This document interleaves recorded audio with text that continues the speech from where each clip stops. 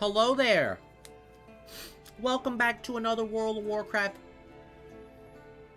I don't know what Mr. Jawa's doing here, but he's about to get shot in Minecraft. Sir, I said what I said, editor. I want him going back to Tatooine and get us 4 bundles of Poland Spring, and it better be for free, mister. Get out of here. He's getting out of here. I don't know why he always interrupts these videos. Unbelievable. Listen, high alert. Put him on the highest of alerts. Alert the cathedral. Put him in the stockades. Put him in the cells for a good 3 weeks. Anywho, before we continue today's video, though, to the link down below, Rested XP, your guide through all of Azeroth and your questing of any assistance to your needs. Support the boys, support the channel. Just subscribe and like. That's all Papatello asks for. Much love to you. And as always, Poland Spring, no sponsor, but we'll take a little bit of sippage anyways. Oh yes, Phase 4. Interesting. I'll take 5 more of these. It better be good. It better be good. However, though, we have a lot to discuss. So I know somebody said in my comments yesterday's video, they were like, yo, man, like, you know, other creators, which I won't name, they go way more in depth than this guy. Something he said. He got shot anyways. He's safe though in Minecraft. He's family friendly. YouTube, settled down. Yeah, we got rid of him. But the thing is like, dude, I was going out for my parents. I have a birthday come up in a couple days. I was just trying to discuss as much as I can. And I always do like 50, 40, 20, 30-minute videos on this channel. I've done so much stuff for Sod. What is this guy talking about? I don't even think he was subbed. No big deal. Much love to him, though. However, we have a lot to discuss, especially from yesterday's update that they gave us with the preview, and a lot of things that I'm really curious about on like what the new boss is going to be like within Molten Core, and how that's tied to possibly Xal'atath and, you know, the void things that we were getting from each phase, and how they're going to tie the lore within Molten Core as well. I'm very curious about that because I'm very intrigued to see what this boss is going to do. Is there any relation with this boss to any of the events within Molten Core itself? Any ties to Ragnaros? I'm very curious to see what they're going to go from there. We're also going to talk about, in general, class changes from, you know, mages, warlock, and hunters. We're going to go over paladin changes as well, which might be, you know, very debatable, but it seems like it's not like too much on the doom side of things where we're flipping out. But we're very curious to see how they're going to take the paladins for the future of, you know, especially this entire phase. And plus we have, I think, a week and change or whatever it is with the PTR, where we might see another possible round of changes, hopefully, but we'll see what happens from there. So we have a lot of things to discuss. But the first thing we're going to discuss today is basically the changes to raid lockouts coming in SOD Phase 4. So we know yesterday from the video that we saw that they were going to basically announce a twice a week basically raid lockout interval with static resets on Tuesdays and Saturdays, and all raids in SOD will use the same lockout interval. So this is something that they want to experiment with in the current phase of Season of Discovery. Now, as we go forward with another post, it seems like, you know, players already addressed it. They already went on the forums, made posts, made tweets, etc., discussing their concerns of how they feel about this raid lockout, whether this is a good decision at the current moment for Season of Discovery. Since we don't have access to a lot of other raids, it could be a little too much or overbearing for some. For most people that have more hours or free time, this is actually perfect for you. For others who don't have much free time, which could be majority of the player base, you know, obviously everybody's working, you know, got a job and shit, you know, I get that.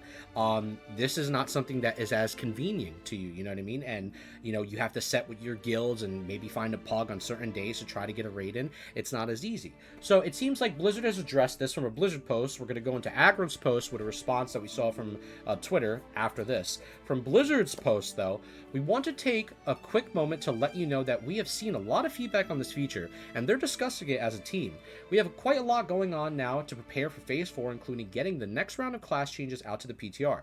But we hope to sit down and talk about more of this with you guys very soon, pretty much. In the meantime, you know that we hear your concerns on this. We encourage you to continue to provide feedback, but please keep your discussion civil, and remember that we all want the same thing: for the game to be fun and engaging, and for you to have a lot of content to enjoy should you choose to. Of course, that's what we all want at the end of the day, is just to have fun. That's the main priority, I think, for any video game. But when we go a little bit deeper further within the tweets and the posting, we see here that Agron put something else as well, which I actually didn't have a chance to read because I was just really busy yesterday. But I just posted something on the official forums from Agron, but just letting anyone who is concerned about the twice weekly lockouts to know we hear you.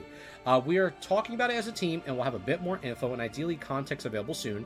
try not to panic too much. Ultimately, if this is something that we think will work in a satisfying way, we'll just not do it, basically. That basically they're saying if it's not something that's going to work out, they just won't go forward with it, is what they're getting at. We aren't dug in it at all, pretty much. They're not fully committing to it, is what they're saying. Glad to hear the feedback. Trying to keep calm and civil, though, and remember, we all want the same thing for Phase 4 to be fun and engaging. So basically what he's saying there is that, you know, we don't have all our chips on the table here. Like, at the end of the day, we can pull back on this decision and just do a once-a-week lockout. They can go to 3 times, 2 times, however they want. They have the ability to change the lockout. So this is not something that people really need to flip out over and go crazy off from. I just think there just needs to be a little discussion, you know, on the forum post, especially from what he said, and see how we feel about this. And by the way, how do you guys feel about this? For people that come to the channel, do you feel like once a week is better than twice a week? Do you think twice a week needs to wait a little bit longer before we get more content? And let's actually look here what Hammerdan said, which was actually really interesting. What about if MC was on a weekly lockout until BWL drops? Then it goes to 2 times weekly as a catch-up mechanic. You would then be able to keep the same schedule moving through all the tiers. Previous raid tiers moves to 2 times a week for a catch-up, for basically weekly catch-ups. Agron responded, this is an option for now with this new tech. Even if we decide not to move forward with this launch, the tech exists in our toolbox, so definitely something to discuss. So honestly, overall though, we could see people that they want to, you know, maybe possibly change this to different type of lockouts when more raids come out. For other people, like, such as this individual here, they actually love this change. It gives people the option to play more gear faster and play more alts too. I think it's very a healthy decision for seasonal version of WoW. With Agron's response, being honest without getting too deep into it, that was our thought too, and it was based on a lot of earlier feedback. I do think we didn't do a great job of contextualizing things, so hopefully we can flesh out that out a bit more here really soon and see what people think. So overall, I want to know your comments below as well. What do you think? Do you think twice a week is fun and engaging for you to guys get involved with more raids and do active WoW content? Which in my opinion, I don't think sounds like a total bad idea. I think but what Hammerdan said, especially, you know, when I take into consideration, because I like to take all, you know, points of views, is that could be helping out too much more when, you know, BW swings around that time, you know, when we get access to other raids to basically act as a catch-up mechanic. So let me know your thoughts in the comments below, and then we'll just go from there, and then, you know, further talk about it a little bit more in depth to see how we would basically go about things when it comes to, you know, this possible raid catch-up. So in the next topic of discussion, new dungeon encounter coming to Season Discovery Phase 4. So this is something that they basically hinted at when they were making their list and they were talking about dungeons in general, and then they hinted towards a possible new mystery dungeon or mystery area. So let's read through the post of Wowhead's article and we'll go from there. Well, data mining in a recent build of Season Discovery Phase 4, we noticed a couple of new dungeon encounters and an area update that was added to the build. While Grimroot is not an entity that has ever appeared in any version of WoW, classic enthusiasts may rediscover Dithorius the Seeker. If I even pronounced that correctly, forgive me for my butchering. Unbelievable. They're butchering just like they butchered Art of War, but that's been changed too, so settle down. However, while this NPC existed in the original version of WoW, the quest related to him did not show up until the TBC expansion. As a result, this NPC and the Demonfall Canyon subzone of Ashenvale remained mostly unused in every iteration of WoW Classic, including SOD. However, during Blizzard's recent, Phase 4 preview, they specifically mentioned one more Dungeons prize. During the level 60 content segment of this video, could this be the new Demonfall Barrow area that was data mined, which we also have, you know, possible screenshots here of areas and things of enemies that we have yet to be seen. So I'm very curious on how they're going to go about this, and with this new possible area that's either a dungeon, an instance, something that we're visiting, almost like a Nightmare Incursion, not Nightmare Incursion itself, but, you know, you get the gist of what I'm getting at, somewhere new to explore overall. It seems like that Grimroot is likely the name of the new Trent boss in this area, and also appears that there may be an apparition of Gramash, the Hellscream, who historically died at this site while fighting against the demon Manaroth. In addition to these clues from the Phase 4 preview video, there's also been an update to this area within SOD Phase 4 PTR. So you can see here on the left is the Demonfall Canyon on Classic, and on the right is the screenshot, the same location on the PTR. So this is from Classic, and this is the PTR location from, you go over here as well, up in this area normally when you are farming for earlier on runes. I remember even as a Paladin, Warlocks go up over here in this area. So I'm very curious to see if we're going to be revisiting this, especially with the Legion portal tuner that we are going to be getting, which I'll open up over here in a new link. Basically, connect a Felscared to a world deep in the Legion space may have an unpredictable and dangerous effect. So is it possible that we will be taking either this portal or some form of portals within this area to link to another realm or a dungeon or an instance, depending on how many people can go with you, or you can go in this by yourself, etc. I'm very curious to see how the outplay will go from there. But also, in other news, it appears that Blizzard has added the new portal to the subzone. Could this be the new dungeon errands or the mysterious portal tied to the rune for the Legion Portal Tuner? In addition to data mine boss names and area changes, we have found many items that fit various themes seen throughout Ashenvale, including Shadow of Gorhau, which you can see here, 3.80 with a 28 strength, 9 stamina with a 1% critical strike from spells and attacks. Level 62 item level. We also have other possible loot from the potential Demonfall Canyon. We have nature base gear. We have Grimash, Hellscream, and Death, which has a lot of different abilities here from many different pieces of gear, from leather, mail, plate, shields. We have weapons as well from Warsong Lumber Camp. Another list of arsenal of different weapons and items overall for our usage. Demon or Legion for another list of more items as well for us at our disposal. Druidic, or I don't even know if I'm pronouncing that correctly, for the Druidic mantle. We have different daggers, different weapons. Once again, a lot of different items overall. But most importantly, one of the items that I saw that took a keen to my eye, in addition to these items, we have also discovered an item that has a limited time duration and appears to only exist within Demonfall Canyon. Dreadblade of the Destructor. 4.10 swing speed, epic item with 344 shadow damage, 16 strength, 16 agi, 16 stamina, minus 20 spirit, however, but plus 25 shadow resistance, with a chance on hit to reduce the enemy strength by 125 and its stamina by 50 for 2 minutes. Also, when struck in combat, has a chance causing the attacker to flee in terror for 2 seconds. So basically almost a built-in Parasomnia with a 4.10 swing speed. This is crazy. Now, I do notice though it's a 1 hour duration. So it seems like that this thing is not something permanent. It's only possibly within this zone itself. It seems badass. We don't have a photo of what the actual item itself looks like. From what we could tell, it has a green aura displaying from the hilt of the blade, possible like skull icon on it, but we don't have a full image of it itself overall. In general, though, we'll see what it looks like in Season of Discovery, if this is all to be true when it comes to, Phase 4 in the PTR. Now, overall, though, there is another thing that I want to discuss with you guys that I do want to basically touch on, which I need to find here. Make sure I did not remove it because, sometimes I'm an idiot when it comes to these things. I don't always have everything perfect, but I try to do the best job for you guys as best as I can overall.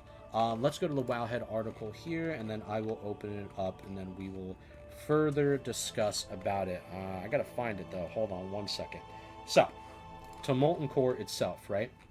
Here it is. So, what I was talking about earlier was that changes coming to Molten Core in Season Discovery Phase 4 was that the biggest key thing that people noticed here, out of everything that they said, besides the 20-player raid size, besides the fully revamped Tier 1 sets and the revamped offset items, which there is a lot of revamped data mines right now going on the website. You guys can come to Wowhead and check a lot of stuff out for yourself. There's a lot of things in depth that they are going into for a shit ton of items. Some items looked like originally that they weren't even revamped and they still looked like classic era things, and we were kind of like, what the hell's going on? But they've updated a lot of more stuff, so it looks like a lot of actual changes are going on in terms of revamped items, and especially things within professions. But overall, though, the one key thing I noticed here that took my eye was 11 bosses.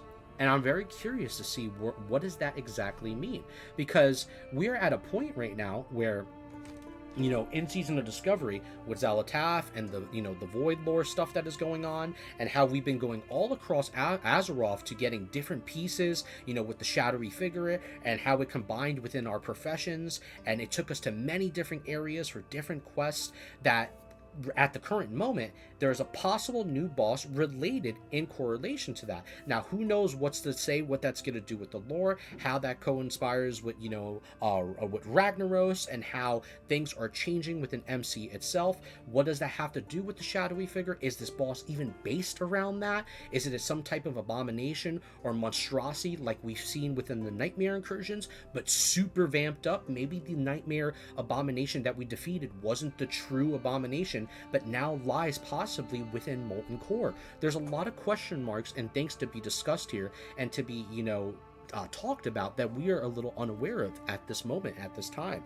But I'm very curious to see where this boss exactly lies. Could it be a possible hidden boss after we defeat Ragnaros, or is it in a certain isolated area, maybe a new hallway within, or a new tunnel, so to say, within Molten Core itself? Or maybe you even need a certain requirement for doing a quest line, etc., for the shadowy figure, or just in general to access this boss. Overall, it's an optional boss if you have the necessary items in order to do so. So there's a lot of things to discuss. It's very open for discussion, but what do you guys possibly think this 11th boss within Molten Core is? Is it tied to the shadowy figure with Xal'atath? Is it tied to any of the lore? Do you think it has something to do with Ragnaros? Do you think it's just, whatever? It's just something added from some BS thing that Blizzard made up in general? Overall, though, I'm just saying, much love to you. Let me know your comments below. I'm very curious to see what you guys possibly think this is, because I'm actually really excited to see if there's any ties to the Void things going on overall within Season of Discovery, and how that ties with the the lore that we are at least having right now within Season of Discovery, that also possibly ties to the War Within, if that is a thing that they're basically hinting at or going for. In general, that's all I want to discuss with that point of view from there. So, into the next subject, talking about class changes for mages, warlocks, and hunter adjustments. So, it seems like 3 of these specs right here got a lot of adjustments, some good, some bad. And I've talked to some mages, and they seem like they are kind of meh overall with these abilities, and it seems like they think that Blizzard is kind of confused more than anything when it comes to how to handle the mages properly. And this is just the information what I'm getting from, right? This is what I'm hearing from mages overall. But let me know your comments below. So right now it seems like mages Brain Freeze chance to trigger increased to 20%. It has a hard competition with the passive power, or passive of spell power, so we're buffing it to make it slightly more competitive option for frost mages. Balefire Bolt ability now counts as frost damage in addition to arcane and fire. Developers notes, Balefire Bolt hasn't seen too much usage so far, with most mages favoring the passive of Molten Armor, making Balefire Bolt now have synergies with Frost Talents open to all its specs as an interesting option. We're comfortable with increasing the power of Balefire Bolt, as it's unlikely to act as a full replacement for other abilities in your rotation, unless you want to cast it 10 times within 30 seconds, at which time your rotation will most certainly end. We don't recommend that, however. And lastly, the cooldown of Fire Blast has been increased to 15 seconds with the Overheat ability.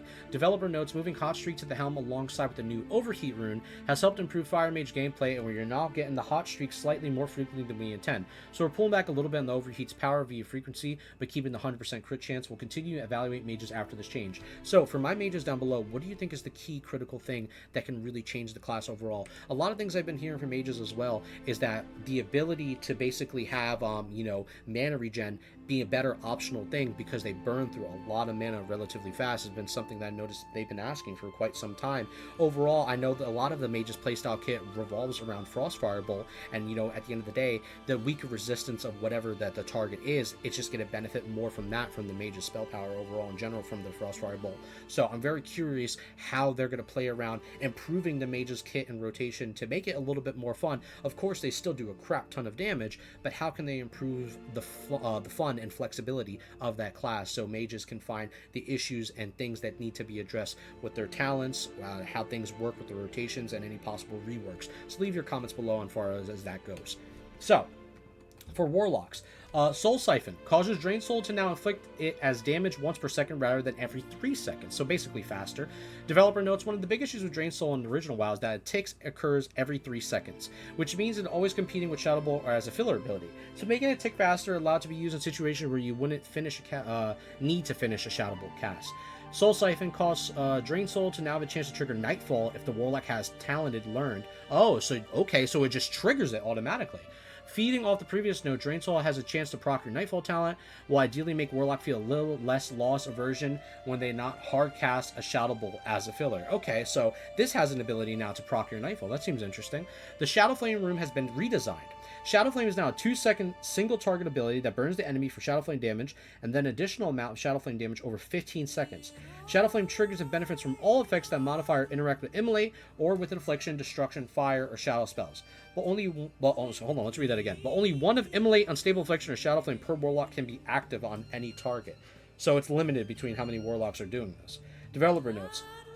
We found that this rune was not picked at as often as other runes in the slot, and one of Affliction's highest DPS dots is in the fire dot, Immolate. We wanted to create an analog to Immolate that will benefit from Warlock shadow damage and spell hit increases. I mean, it's a good thing that they're addressing lack of Affliction issues, or because obviously Affliction has issues in general, or if I said that correctly, the lack of Affliction attention is, I guess, is what I'm trying to say, because overall that spec severely needs help. And I like the fact that they've added, even I think in the previous patch, where like basically Drain Soul is like now then execute at a certain health percentage threshold. So I'm very curious to test out the Shadow Flame room. I got to jump on my Warlock on the PTR, try a couple things out, maybe with test work and some PvP things, to see how they're doing overall, even on the Affliction end. So maybe I'll respec Deep Affliction and try a couple things.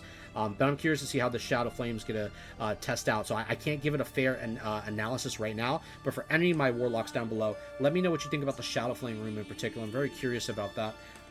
However, editor, back to the full screen. Much love to you. Backdraft no longer consumes the Immolate damage over time debuff. Okay. We received a lot of feedback that it can be frustrating to cast Immolate and then be required to cut it off its remaining dot just to maintain your backdraft buff. An opener of Immolate, Conflag Immolate feels like a waste of time in your haste buff as well. So we'll address this with the recasting Immolate and immediately consuming it just to cast it again. I think that's not a bad change. I don't think it's a bad change, because like overall you were basically just, you know, waiting for your dot to fall off the Immolate just to pop it to get that quick burst damage. So instead of always having to cast it over and over and over again, having the ability so you can use other spells to basically pump out damage, not always having to waste your time of just using Immolate in your rotation, that might be a good change. That might be a solid change, but I have to address that out on the destruction tree, testing that out a little bit further. So in fairness, I can't make a fair analysis of that. Now for Hunters, obviously I don't play Hunter, but for my Hunters, let me know your theories and comments below, because there is a lot of notes from what I saw, and it's a lot of shit to discuss. They basically put out the Bible of things in the Hunter. So we're going to talk about it, because you know what, listen, just because I don't play the class, I would love to know things about the class. So let's go more into it. All Hunter traps are now usable in combat in Season of Discovery. Developer note: Hunters in Original WoW have always been able to trap in combat, but it's oftentimes not as something that can be dependent upon due to spell resist. This functionality is even more unwieldy if you don't have macros set up to assist with it. Now, allowing all Hunters to play traps without having to rely on that extra step feels like the right move for them in PvE, but opens up a lot of more gameplay and rune combinations with decoupling this from Trap Launcher. In PvP though, trapping without the first CCing will have to have the risk of your target just walking away from the trap and now having your trap on a cooldown. The rapid killing rune now also causes rapid fire to increase melee attack speed as well. Oh, okay. The developer notes: melee hunters enjoyed a bit of attack speed increase from Sunken Temple 3 set bonus, and we think having a medium to long cooldown button to press at key points in an encounter adds the fun to the skill expression of the class. So it only made sense to extend rapid fire with this rune to affect melee attacks and give melee hunters a headroom with some throughput. Interesting. Cobra Slayer has been redesigned. Mongoose Bite now has a 5% chance to activate on each of your melee attack and a 100% chance when the enemy dodges. This chance accumulates with the chance of rising by 5% for each subsequent attack. It does not reset. Mongoose Bite does an additional damage equal to 40% of your AP. Developer notes: our first step with addressing melee hunters was to increase the cooldown on Raptor Strike so the rotation opened and you weren't pressing it every GCD, or every GCD if you were lucky. Mongoose Bite is something we're introducing to break up the rotation. We're overall going to be adding more fillers in the rotation of the melee hunter. The problem initially was the Mongoose Bite does almost no damage, and it also has a very hard time being activated. So this rune is now better at providing a bit of bad luck protection to smooth that out. That nature of the proc is deterministic, so you should expect Mongoose Bite to activate every handful of swings. This favors dual wielding. We also have runes that will be filling the rotation more for two-handed melee hunters. Wow, dude. Okay. Alright, so they're basically trying to fix up the rotation of melee hunters, because I think, you know, during the first week of the PTR, I mean, even from what I've been hearing, that they got hit pretty fucking hard. So trying to clean up their kit a little bit more with some redesigns is something, you know, definitely interesting. I mean, they have the longest notes of patches here. I'm very curious to see how they're going to play out within this week's PTR to see that if there's more positive changes than negatives. The damage bonus for not having a pet, the Lone Wolf rune, has been increased to 40%. So from the notes, this rune has been tricky to balance. Having a pet technically is more complex gameplay, so when Lone Wolf is stronger than other options, it becomes a more premier way to play. That being said, Lone Wolf has still consistently seen much lower pick rates than other runes in the slot, since it has to make it for damage loss from your pet, and any other rune you would take in on the slot. This should still not be the best from every situation, but we're experimenting again with making it more appealing to those who like playing without a sidekick that can pull an entire instance if you lose sight of them. I mean, honestly, I love the style of pets and hunters. I think that's one of my favorite like styles of seeing hunters play based off their pets. I'm not gonna lie, I remember even in phase 1 in BFD, it was actually kind of enjoyable seeing pets even just tank Kelris. I know it was crazy, but then obviously you had that issue of balance and how they were interacting in PvP, which made pets almost of a nuisance to everyone. I mean, they were crazy. So I'm very curious to see how they're going to play around, just the pet gameplay in general. The Cobra Strike rune effects may now also triggered from critical hits from strike abilities, Raptor Strike and Wyvern Strike. Developers, we want to be able to pet and not pet play with melee hunters, or so both non-pet and pet play. This room is for those who want to play more pet-focused style. Opening and mated version of the hunter makes sense to us. The cooldown Wyvern Strike has been reduced to 8 seconds, and the damage over time effect is no longer considered as a sting, is now a bleed effect. What? From the notes, Wyvern Strike is being in the same slot as dual meant it's a prime candidate for giving some life to two-handed melee approach. So they're trying to address two-handed melee hunters, because two-handed handers with active Mongoose Bite less often via Cobra Slayer than dual wielders. This is being positioned as a two-handed hunter's non-prophilic filler, or non-proc filler. Is that what he's saying? On top of the traps, Raptor Strike, Carve, and Flanking Strike / Kill Shot. While I expect duo to utilize the Cobra Slayer rune as their filler more often than a two-hander would, we feel the need to give them the ability to add more consistency between gaps where you don't get a proc from Mongoose Bite. So they're trying to give a little bit more, I guess, support to two-hand users activating, I guess in comparison, from Mongoose Bite less often than Cobra Slayer, than dual wielders. Interesting. So Chimera Shot interaction Wyvern Strike has been removed. Carve has been redesigned as well. Now requires the target and deals 100% weapon damage to the hunter's primary target and 65 weapon % damage to secondary targets. It is our hope that Carve will be a better filler on single target, so that's what they're hoping for. Flanking Strike now increases all damage done by 5% stack and 10% on the Mongoose Bite and Raptor Strike. Now has a 33% chance to reset from the pet basic attack instead of Raptor Strike hits. Okay. From the notes, with Kill Shot having no dead zone, we wanted to rework Flanking Strike to be more pet focused and less melee specific. Flanking Strikes will not allow melee weaving hunters who do not want to stand still within sniper train to pick this up, not only because it works on all damage and now just not melee strike or Raptor Strike and Mongoose Bite, but because this now resets when your pet procs a reset. Okay, so it allows a melee weaver to activate this without being in melee constantly. We hope to see this change open up this room with more styles. Additionally, because melee hunters no longer locked in just playing with a pet due to lone wolf buffs and the fact that Kill Shot has no minimum range. Kill Shot will now induce a 15-second cooldown on the ability with an item with this rune engraved as equipped. The hit and run rune now grants the hunter 50% additional move speed for 8 seconds, up from 4 seconds. From the notes, because of the change allowing hunters to trap in combat, resourcefulness is now potential throughput increases due to low trap cooldown. So hit and run will have will now have a longer cooldown than Raptor Strike, allowing a player to chase, reposition, and kite for longer. Okay, so they're going to be moving much faster, is basically from what I'm getting at. True Shot Aura no longer grants melee attack power and now only grants ranged AP. What? That's going to be crazy. So it's not really necessary to have a hunter in every group. The melee attack power granted by True Shot Aura is now granted to Heart of the Lion instead. So you can play around your melee groups much more efficiently now. What? Hold on. That's a lot of freedom. From the notes, something has been pain point for melee hunters is the fact that True Shot Aura exists, and at the end of the marksmanship tree and your group wants a True Shot, so we're adding the melee attack power portion of True Shot Aura to Heart of the Line to allow a bit more freedom for melee. That's a good change. I like that. I actually like that. That's a good flexibility change in my opinion. The following talents now also affect melee and abilities for hunters. Efficiency reduces the shots and stings and strikes. Lethal shots increase range, melee, and critical strike chance. Mortal shots increase your range and melee critical strike damage bonus. From the last of the notes, guys, as stated through the Hunter dev notes, we want to open up more styles for Hunter, not just between melee and range, but two-handed melee, dual-wielded melee, two-handed melee with pet, without a pet, etc., etc. Another reason Hunters felt like they couldn't abandon the pet and go lone wolf as a melee hunter outside of flanking strike was the fact that after placing 31 points in survival, They had no gains in the first 20 points of marksmanship, and therefore felt like they had to go down the beast mastery without a pet. This doesn't make a lot of sense. We're opening this up for players just want to see, or just want to be a melee hunter in general, with their trusty pet by their side and allow more ways to play with more meaningful choices between their secondary trees. Thank you for reading, thank you for feedback on the PTR so far. So guys, that was a fucking lot. Holy shit. Alright? Hunters got literally fucking reworks out the ass. I'm very curious for my hunters down below. I wanted to cover this on the channel.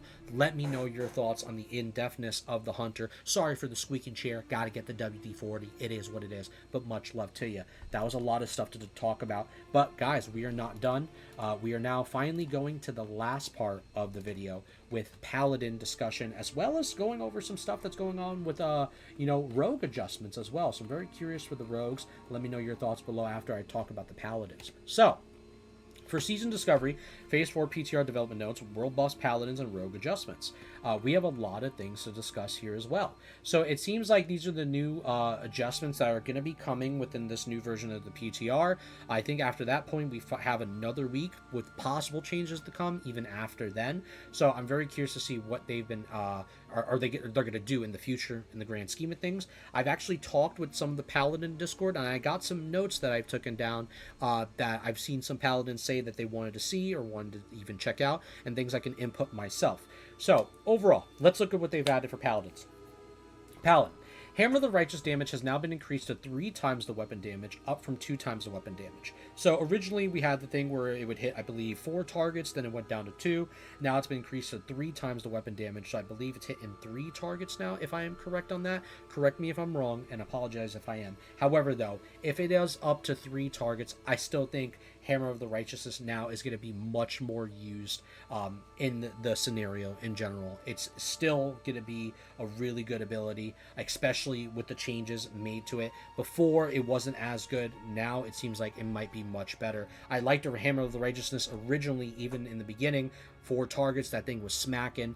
For a lot of case scenario, for a lot of Paladins, Hammer of the Righteousness was considered to be one of the better runes overall. But now it's at 3, so I'm really curious to see how we go from there, from further testing. Much more things need to be, tested out. Art of the War, which is something finally they have addressed, now reduces the remaining cooldown of exorcism by 2 seconds on a critical hit. Previously was 1 second. From the notes, the old version of Art of War did allow for a playstyle that was unique to SoD, where a fast two-handed weapon had a place in the game, and while we'd like to move away from exospam one-button playstyle, we still love the idea of the build. Previous adjustments to Art of War also hit protection especially hard, so we felt it appropriate to adjust this to still allow exorcism to be used rapidly without it completely dominating the rotation for both retribution and protection paladins.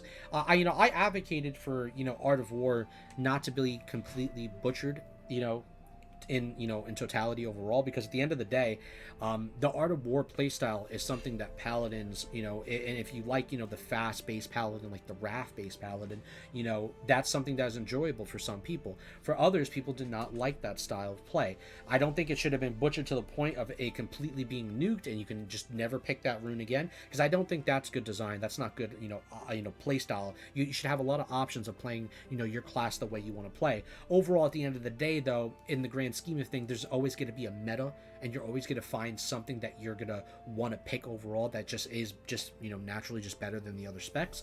But you shouldn't not give people 0 options to not choose the playstyle they want to play. So I don't think that's a bad decision, but I do think that if it's going to force players going back to the exo playstyle, you might start hurting the slow hand playstyle, which can be very concerning depending on, the retribution paladins that like to, use seal twisting, or they, like to just simply play off their seals just in general with two-handers, however the playstyle they want to go about. I just don't think, leaning the scale again from one side to the other is always the right decision. However, let's keep talking. We're going to have more things, and I'll discuss much more in this in a minute. Divine Sacrifice rune has been replaced with Hand of Sacrifice, causing the target or raid member to transfer 30% of the damage taken to the caster. Last 12 seconds until the caster has transferred 100% of their maximum health, 2-minute cooldown. The version of the Divine Sacrifice we introduced to SoD has a lot of drawbacks. It's very situational on a slot filled with other situational good utility. We're changing this to be more familiar with Hand of Sacrifice from future expansions. Blessing of Sacrifice is rather weak and vanilla. Aside from avoiding CC and PvP with no cooldown, and also removes the target's blessing. This should be more generally useful and fewer drawbacks than Divine Sacrifice or Blessing of Sacrifice for that matter. So there's a key thing that gets me a little concerned here, is this line right here. And you know I'm all about like, you know, context and reading things. Now, the thing is that, and this is something I've discussed, you know, with other people in general, not just Paladins, but just players that play side. I am not a fan of only doing things based off of ideas from retail. I think Season Discovery overall is too far gone in that case of how we can try to make creative ways to further class fantasies to do things we've never seen before. You know, there's many great ideas, especially I've even seen in the Paladin Discord with, you know, cool ways of making, you know, Paladin a little bit more unique in that, you know, retrospect. But unfortunately, there's a lot of things that have already happened that it's far too late within SOD, where we've taken with the better word, or the right word, we've taken from retail overall, which has kind of hurt the state of the game personally, in my opinion. I'm just gonna be honest. I'm just gonna be, you know, keeping a buck with you. I don't think the answer is to take everything from retail and put it in SOD. I don't think that's not something that I ever really try to advocate for. Did I mention things like Divine Steed in the past? Correct. Yes, I have. In terms of, like, you know, changing how it works completely. But I would have much liked to see other movement things that I've, you know, talked about as well. But I'm not going to go too much into that. But it's just an example. What I'm getting at is that I would have loved to see new creative fun ways that synergizes with other talents and abilities, that changes things to make it worth speccing in a talent, that adds a new functionality to it to make things change for the positive, or to make the class feel a little bit more fun and fix some, you know, errors with it. Overall, though, it is what it is. We got to just accept the, you know, the state that we're in and keep moving on. You know, we can't cry over spilt milk, but we gotta, you know, improve of what we can, right? So from here, activating Holy Shield no longer provides attack power. My nose is so itchy, by the way. I have no idea what's going on. It's because it's hot, guys. I'm sorry. But now provides 2 spell power per point of defense instead. Developer notes protection paladins gain an enormous value of Sheaf of Light in defense, giving AP only further the value of that rune. So we're swapping the bonus defense provides paladins from AP to SP to further enable and encourage the usage of other runes such as Malleable Protection, which has also been adjusted. So Malleable Protection got adjusted. We got to read this because it correlates possibly into here as well. So from what I got at, or what I'm getting at, is that basically Holy Shield is kind of fucking, it's kind of pointless right now. Like, why would you want to go deeper into Holy Shield when I don't know. I just see this ice from what I'm seeing, from what they even said with the Exorcism playstyle with like Protection Paladins, you know, I almost feel like you would still want to keep Sheaf of Light in PvE, right? In PvE, right? Like PvE, why would you not want to just still keep Sheaf of Light and bust out more damage and exo spam over and over and over again? Why would you even spec into Holy Shield? Maybe if you're trying to go for safety, now I understand, but for spell power in conversion instead of AP, I mean, I don't know how I feel about that overall. I almost feel like it's a waste of talent at this point. There could be better design changes, how they can correlate Holy Shield with possibly making changes. This is stuff I was talking in the Pally Disc as well, with making changes to how improve Blessing of Sanctuary works, with correlating its design and description to, if you're expecting to improve Blessing of Sanctuary, it also helps like assisting your holy power if spec into that, and then just give it like a different description or rework or some type of writing, something like that, instead of just giving it flat out spell power and just removing the AP. I don't know how that's gonna really fare in the long run. Now obviously people might break it down into percentages, we have to test this week, but in my eyes and in other Paladins' eyes, from what I'm seeing, Holy Shield doesn't seem like it's going to have the bang for its buck to really go into. You might as well just be ret tanking at that point overall. But Malleable Protection might have some usage. Let's see here. Runes now double the spell power bonus granted when activating Holy Shield. So in the same vein as the last dev note, this is about having players feel less bad about tanking their defenses while adding value to the defense stat. Spell power is a bit more thematic than attack power for Protection Paladins. I mean, I'm trying to see what they're getting at here. I think overall though, you know, there's a lot of support that they even want to do for Shakanen, you know? And, you know, when it comes to Paladin as well, just like Hunters, where we talked about, they have many different playstyles where they're trying to rework and add into it. There's so many different playstyles, especially with Paladin as well, from, you know, high spell power to either trying to go for more AP, for going heavy defensive, from going just pure holy, from going into like reckoning, reckoning, holy reckoning, etc. There's so much things that that can be done, but at the end of the day, like I said earlier, you're never going to please the masses with everything. You're not going to fix a lot of things, but at least we could discuss our, you know, concerns, right? And I think, you know, malleable protection adding more spell power, I'm not 100% sure about this. I'm not sure. I don't know. I have to test more. I'm not going to, you know, say that it's final and I think it's bad or anything like that. That's not what this type of discussion is for. But from what I've granted, and I'll take a look at right now, for example, of just some, so here I go, itching my nose again. It's hot as shit in here, guys. I don't know why. Overall, though, from example, right, from what I'm seeing right now, from just some things that I took screenshots of, just some ideas from Paladins in the Discord as well. So I'm going to give a lot of credit and support to them for just this thing over here. So let me look at it right now. So this is one example from a Paladin in the Discord, Maiko. So we have one round of PTR changes before Face War goes live. I hope we see one last change before that happens. AP from Malleable. It cannot be from Holy Shield because we will pick Sheath of Light every time. It needs to come from Malleable Protection. So I'm curious to see if they would add attack power from Malleable Protection instead of spell power. I wondered if that's the route they would possibly go. It's just one idea. For the second idea here, let's see something from one of the Paladins that we've got information from Juridi. Too much damage from coming from your Holy Shield isn't a good thing, I mean, honestly. And honestly, that is true too, because at the end of the day, I think it was bugged in the week 1 PTR where 40% of the damage from Holy Shield was the Paladin's damage from Prop Paladin. So I think not having Holy Shield be all of your damage, but having a good middle ground of how I was talking earlier and how possibly Holy Shield interacts with improved Blessing of Sanctuary and some type of rework design where it's not the top end of your damage, but it's not the low end, but it plays a good middle ground. I think the best case scenario at the end of the day is finding a good synergy between talents, correlation of abilities. You have to have proper synergy with the talents in your kit, with the runes you're putting out, and how they, you know, work together. And I think it's about finding that middle ground, which is kind of the hard thing to do right now, I guess, to say from Blizzard's perspective. They're really trying to figure out what people want, and when you lean too much to one side, you're not going to give the answers to the other side. And when you go to the other side's going to be pissed off. So it's really hard pleasing everybody at the end of the day, but I could see some points of views going on over here. Let's look at another thing here from my boy Purple. Blazing Light. Your concentration, you can be casted on our target area within 30 yards and gains 2 charges before incurring its cooldown.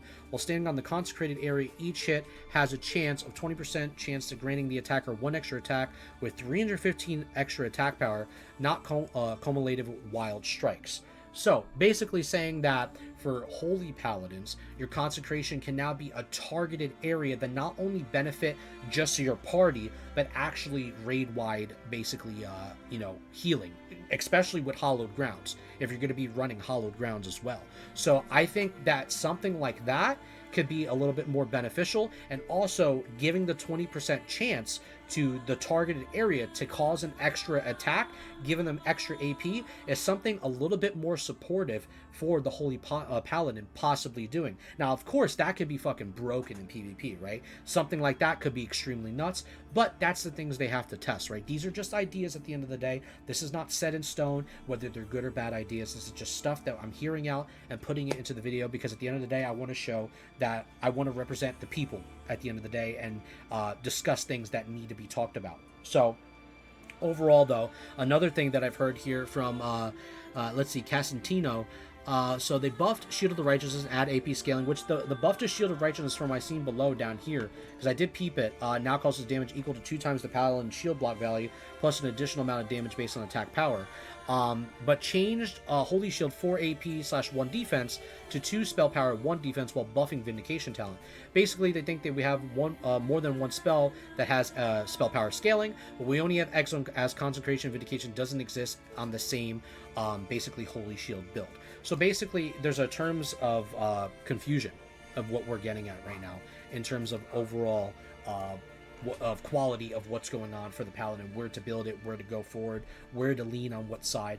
In general, though, I think there's a lot of things to be discussed, since also, as we look here, they did, take a hit to the Vindicator rune. Holy Shock now grants the Paladin 1 additional spell power per point of intellect, 30 seconds on use with the new Shock in all rune. So it's been replaced. The Vindicator rune was just too strong, in their opinion, in the developer notes in relation to other options in the slot. In previous state, they were adding a slightly different version of the talent itself, but that left us with a rune open, an opportunity to give the shotgun and playstyle another option for players wishing to pursue that niche. Now, I think, at the end of the day, in my opinion, there's a lot of builds you can go about. There's a lot of things and specs you could try to help and benefit, but you're not going to be able to answer all the problems. So I'm very curious to see how they're going to move about, answering a lot of things for Paladins in the long run. In my personal opinion, this is what I'm going to vouch for on my point. I guess my point of view here, because I've addressed a lot of things from other Paladins and what they were talking about and what they've been wishing for as well. And this is what I think. I think, honestly, one of the biggest concerns for Paladins, in my opinion, and I've been vouching for this for a long time since SOD, I've been saying that, our auras are dog shit. And I'm just going to be honest with you.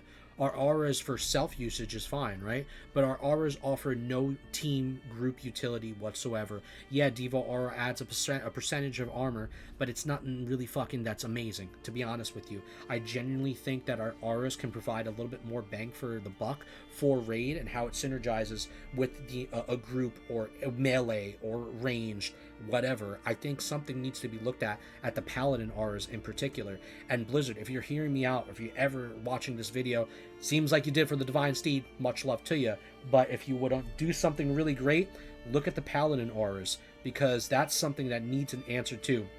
For a long time, I've seen in the Paladin Discord talk about Sanctity aura possibly getting wild strikes. A discussion that could have been had. However, if that's not the case, something else needs to be done. Not saying that needs to be set in stone, but I'm just saying something needs to be looked at for the auras in general. I also feel like, things like, our wings, right? For our wings, there could be better synergy with how our abilities, synchronize with our wings as well. In order to help reduce, cooldown, etc., since they are dispellable and purgeable, right? So there could be better synchronization of things to further fix the Paladin's kit. Another thing to address that a person in the Discord brought up, his name's Hoodie, made a good point, which is very interesting, is that since Divine Storm, for the most part, some people think it's weak, some people think it's not. I know I tuned into other, streamers, and they've said Divine Storm feels like a little bit meh, but overall, I feel like it felt a little bit better from comparison to last phase. In general, though, I still think Divine Storm needs help. For a move that's called Divine Storm should feel divine, and I think that maybe if they made some type of rework or possible design choice of when you use your judgments or exos or your seals, etc., that it powered up Divine Storm and then it hit it at a charge to unleash a devastating blow, something like that. Since Divine Storm, I believe, is on a 10-second cooldown, if I am correct. Don't shoot me in the comments below if I'm wrong. However, I believe it's a 10-second cooldown. Overall, though, I would like to see Divine Storm get a little bit more support and a little bit more help. But that's the things that I'm going for and I'm vouching for, and I vouch for many others as well. So for anybody that has questions about Paladins, etc., or thoughts, much love to you. I know, I'm not the expert 100% on everything, but I'm trying to vouch and, give much love to, our community as much as I can. So that's basically it for that. For Vindicator, though, I will say this. I did hear that the nerf is down from, I think it was like 15%. So now we're only at 10%. So it's a little bit of a hit, but overall, that is it for the Paladins. For Rogues, moving on to the Rogue Brotherhood, much love to you. Slaughter from Shadows now reduces backstab and ambush cost by 30, up from 20, and now also increases damage, backstab, ambush, and due to non-player control targets by 60%. Mutilate is dominant in PvE, which is something we all know about. And we know players have a deep fondness of backstab, so the intent here is to bring backstab with new synergies. This rune may be niche in situations due to the fact that it completes with Deadly Brew, but we'll keep an eye on usage. I mean, Mutilate's still going to be the most dominant thing in my opinion. Unfair Advantage now also triggers on parries. Also hits your current target and now grants 1 combo point when it triggers. From the notes, this gives tanks a way to combo points and maintain their 2 maintenance finishers without having to completely rely on Honor Among Thieves. This accomplishes 2 things: allows you to feel Avoidance further, increases your damage output, increase the potential for rune combination diversity. You do Honor Among Thieves, Carnage with the Carnage change later on, or combat potency, focus attacks, Unfair Advantage to have a way to gain combo points and a way to keep the energy flowing. So basically keep consistent energy up at all time. I'm seeing from that. Shiv has been replaced with a new rune, Cutthroat. You no longer need to be able behind your target to backstab, ambush, or garrot. What? When you have a 50% chance when you backstab to make your next ambush not require being stealth. Known issue. These abilities will trigger an error stating you must be behind the target. This is visual only. We'll correct this in a later update. Okay, so they'll fix that. From the notes, we'll change the poison knife to have no dead zone. Shiv stood to fall even further behind compared to other runes in this slot. With Saber Slash, Mutilate having identities locked and damage over time effects, we wanted to add big numbers option to this slot for those who enjoy backstab and ambush. I mean, hey, that's cool. I mean, they're giving support for the rogues. Much love to them. Main Gouge now grants 100% parry chance until your next parry, sorry. An attack instead of 10% parry now also reduce the energy cost of your Cinder Strike by 20 for the next 10 seconds. Combo points granted reduced to 1, down from 3. Okay, so I guess that's a little bit of nerf from the combo point granted from that, or using basically Sinister Strike. Interesting. In the notes, in line with the theme of gloves, runes, and dominance, we understand Mutilate has been essentially the default choice for many builds, and we want to open up that more. Creating a synergy with Sinister Strike made sense to us here. Since Main Gouge is no longer a cooldown, we don't feel comfortable increasing the rate at which Rogue will be able to avoid attacks, and accelerating Rogues reaching to full avoidance cap, which could prove problematic. We think there's a version of Main Gouge that allows players to control their avoidance, create more energy, play outside of the adrenaline rush, and may allow builds to open up. This additionally keeps the efficiency against bosses with 2.0 attack speed, essentially allowing the rogues to avoid 1 energy or 1 extra attack every 10 swings. Carnage now also heals the rogue for 40% of all damage done to Rupture or Crimson Tempest. From the notes, adding some sustain to rogue could be problematic. We also feel Rupture has 2 uses in Venom World. Stop another rogue from re-stealthing into bleed down a plate wearer. Outside of that, Rupture doesn't have a ton of great applications, so instead of adding more damage to it, we want to push its identity out in a way it doesn't compare to one-on-one with other finishers. This also gives Tanks Rogue an opportunity to opt in Carnage over Unfair Advantage and adding Rupture to the rotation. Phantom Knives damage reduced to 50%, and it was 75% with daggers, so it got a little bit of a nerf. Phantom Knives is credibly a synergistic ability that basically there are more synergies than before with rogues. This version looks weaker than, say, the Wrath of the Lich King version, and focuses attacks 50% more energy restored in Sod than in Wrath. Deadly Brew will apply deadly and instant poisons from both weapons and Phantom Knives. An Occult Poison will increase the damage of your instant poisons, will stack up to longer AoE pools. So we feel very comfortable taking down the base damage of Phantom Knives without negatively impacting AoE threat and damage relative to similar AoE abilities. The 3 Cloak Runes are new similar ways to AoE damage, with Carnage now working in Crimson Tempest for healing off AoE targets. If now has distinctly identified as well, we'll continue to monitor these 3 rooms and adjust as we need it. So guys, that is basically everything for the notes overall in the grand scheme of things. Editor, get to the full camera right away. So I want to close off with this. I hope everybody enjoyed this video. This was a longer style video. I haven't done one of these long videos in quite some time where we talk about many of things, addressing, a lot of the new things going on, in the PTR coming up. I got an itchy nose. I have no idea what's going on. Trust me, I'm not doing anything illegal. Settle down. But I do think overall, though, there's a lot of things going on that they are basically discussing for the PTR, for the raids, for the raid timing, for, the extra boss that we might see, the extra hidden dungeon in general. I'm very excited to see how we're going to go about within this, next phase. There's a lot of things to address. I'm overall very excited to be playing Paladin. I'm going to be playing Warlock as well. I'm going to do my Paladin, get him up there, get my Warlock up there, and we got to do a lot of testing to see what works. I think the biggest concern for me, more than anything, at least with my class, is, making sure that, a lot of people's, questions and things get heard when they don't have a voice, and I'm here to give a voice for them, for more support for the Holy Paladins, because I know they want to add, people want better raid utility from Holy Paladins just in general to provide better support. I know prop Paladins don't want to just, rely on exo spamming, from what I'm getting the gist of things, and they, Holy Shield with a better interaction of what I was talking about earlier, possible things that they can maybe rework, that would be pretty cool. And, Rep Paladin, I know Rep Paladin one of the biggest things that you know, like I was saying is earlier, if I forgot to mention, forget it, my brain goes off the rails sometimes. But you know, from this one person on the Paladin Discord, Hoodie, was talking about the, you know, the lack of love from Sea of Command, you know, and how Sea of Command hasn't really seen any touching or adjustments whatsoever. So I'm really curious to see how they're going to show the love for the Ret Paladin, and whether we're going to have to really rely on just, you know, fast two-handers or more of these slow two-handers, because we're seeing a lot of these new slow two-handers come into the game, and I'm really looking forward to using more of those than anything.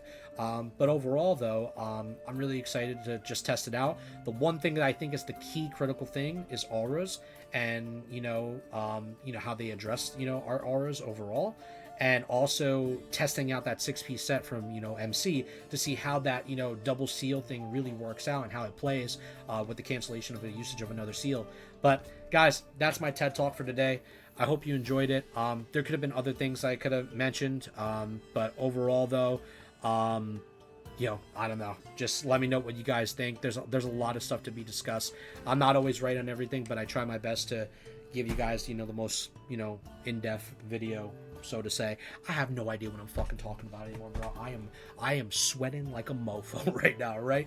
We stream Wednesdays, Saturdays, and Sundays. Let me know you guys want to go check out the stream. Go from there. And y'all have a damn good one. Keep on keeping on. Much love to you. And I'll catch you in the next one.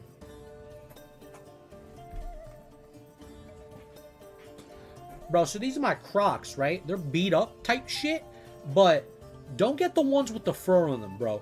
These shits get hot as a mother in the summer. Excuse my language. Hot as a mofo in the summer. Do yourself a favor, alright? Get the ones with no fur on them, because you will be melting like a son of a bitch.